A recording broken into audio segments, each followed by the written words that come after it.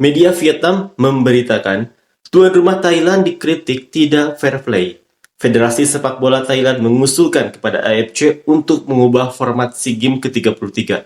Sebanyak 11 tim akan dibagi menjadi 3 grup. Satu grup berisi 3 tim, 2 grup berisi 4 tim, dan Thailand sebagai tuan rumah secara otomatis ditempatkan di grup yang berisi 3 tim.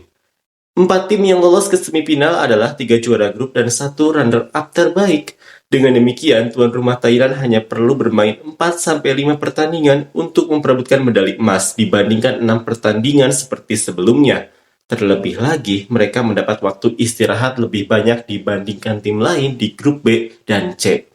Seperti inilah komentar fans Vietnam. Beri saja tuan rumah satu tempat langsung di final. 10 tim lainnya dibagi rata ke dalam 2 grup dan saling bertanding untuk mengumpulkan poin. Lalu lanjut ke babak gugur seperti biasa, tim yang bertahan sampai akhir akan bertemu tuan rumah di final, itu baru adil.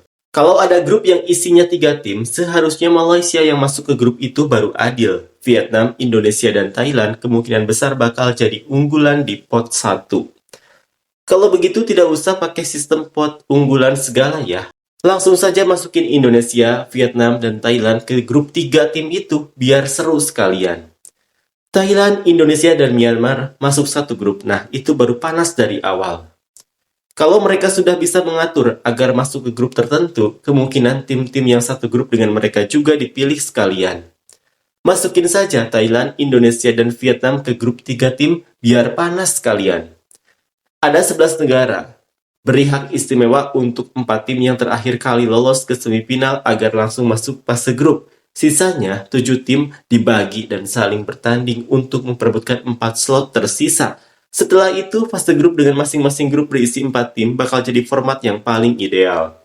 Negara-negara Asia, terutama di turnamen-turnamen Asia Tenggara, biasanya kalau jadi tuan rumah suka bikin sulit tim-tim dari negara lain.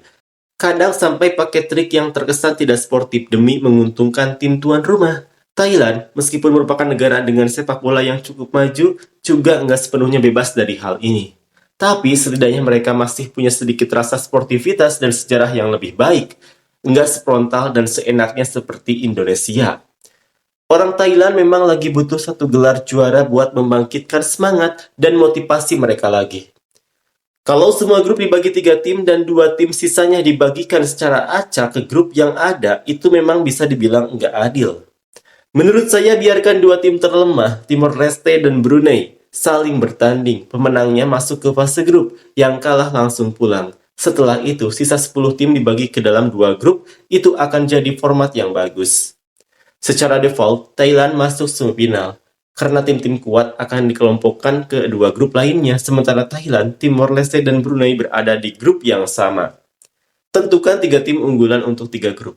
Tidak ada yang lain selain Thailand, Indonesia, dan Vietnam. Sekarang yang penting adalah unggulan kedua. Di sini, Malaysia, Singapura, dan Myanmar sudah siap menunggu. Memang, sebagai tuan rumah itu sangat mudah bagi mereka. Sekarang yang penting adalah apakah mereka akan menaruh Malaysia di grup Indonesia atau Vietnam. Jika Indonesia harus menghadapi Malaysia, maka kita akan berada di grup Singapura. Dan sebaliknya jika tidak. Grup yang paling ideal untuk Vietnam adalah grup yang terdiri dari Vietnam, Myanmar, Laos, dan Timor Leste atau Brunei. Sebaiknya diselenggarakan dengan 2 grup, A untuk tim kuat dan B untuk tim lemah. Akan ada 2 set medali yang diperebutkan.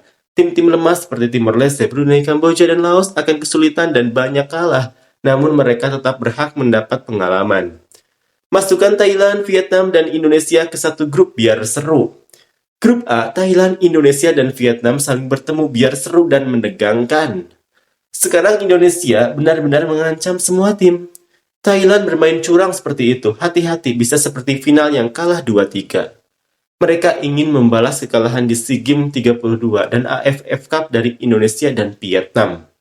Jika begitu, usulkan grup A berisi Thailand, Vietnam, dan Indonesia. Setiap pertandingan melawan Thailand akan menjadi final, dan harapannya Thailand bisa tersingkir langsung dari fase grup.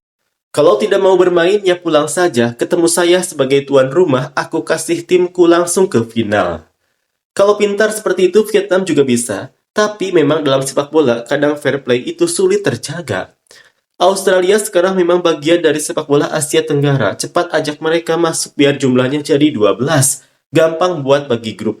Mau dibagi 2, 3, 4 grup, semua bisa dimainkan. Boleh juga masukkan Vietnam dan Indonesia ke grup Thailand biar mereka semua bertarung, pasti seru. Vietnam sebagai tuan rumah juga sama, ngapain dikecam? Tim yang kuat dan punya kemampuan pasti bisa melewati situasi apapun.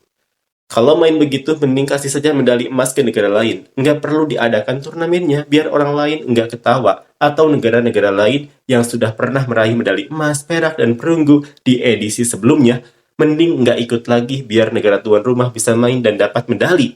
Sedikit ada kehormatan karena mereka tetap tuan rumah. Kalau pakai aturan lama, satu grup akan ada 5 tim, grup lainnya 6 tim, dan Vietnam akan dipaksa masuk ke grup dengan 6 tim bersama lawan-lawan yang kuat.